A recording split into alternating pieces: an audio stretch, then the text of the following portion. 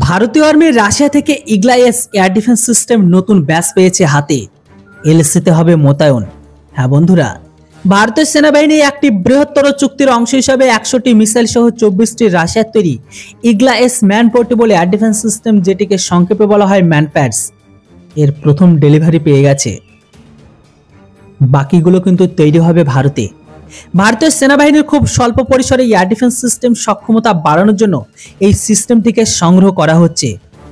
প্রতিরক্ষা সংস্থার সূত্র থেকে জানা গিয়েছে, সেনাবাহিনী 2021 সালে জরুরি সংগ্রহের অংশ হিসাবে ইগলা-এসের খুব কম সংখ্যক অর্থাৎ 24টি লঞ্চার এমনকি 216টি মিসাইল অন্তর্ভুক্ত করেছিল।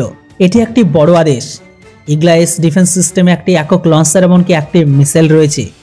120টি লঞ্চার ও 400টি মিসাইলের জন্য ভারত গত বছর নভেম্বর রাশিয়ার সাথে চুক্তি করেছে। যদিও প্রথম ব্যাচ রাশিয়া থেকে এসে গেছে, বাকি এই সিস্টেমগুলি ভারতেই তৈরি করা হবে ট্রান্সফার অফ টেকনোলজি অর্থাৎ টিওটি অনুসারে।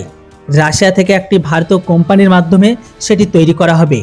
ইগলা-এস এয়ার ডিফেন্স সিস্টেমগুলি উত্তর সীমান্তে উঁচু পাহাড়ি ভূখণ্ডের জন্য নতুন অনুমোদিত বিমান প্রতিরক্ষা গঠনের জন্য সংগ্রহের অধীনে রয়েছে। নিউজ অনুসারে জানা যাচ্ছে, একটি রেজিমেন্ট এই সিস্টেমগুলি হাতে পেয়েও গেছে, এমনকি ডেলিভারি আকারে আরও কয়েকটি সেগুলি হাতে পাওয়া বাকি আছে। পূর্ববর্তী ইউনাইটেড প্রোগ্রেসিভ অ্যালায়েন্স অর্থাৎ ইউপিএ সরকারের অধীনে 2010 সালে এই ভিসোরেটের জন্য প্রস্তাবের অনুরোধে আরএফপি জারি করা হয়। তারপরে নির্বাচন প্রক্রিয়া শুরু হয়।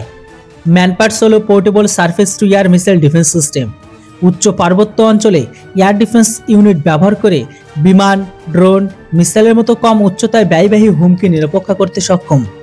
ভারতীয় সেনাবাহিনীর ইতিমধ্যে ইগলা ফার্স্ট টাইম সিস্টেম পরিচালনা করে, যেগুলি জরুরি প্রতিস্থাপনের প্রয়োজন। তাই এই বছরের ফেব্রুয়ারিতে ডিআরডিও একটি স্থলভিত্তিক বহনযোগ্য লঞ্চার থেকে দেশীয় ভিসোরেট মিসাইলে 2টি ফ্লাইটকে পরীক্ষা করেছে। বাকি যে সমস্ত ডিফেন্স সিস্টেমগুলো আছে সেগুলি ভারতের টিওটি অর্থাৎ ট্রান্সফার অফ টেকনোলজি অনুসারে ভারতেই তৈরি করবে ভারতীয় কোম্পানি।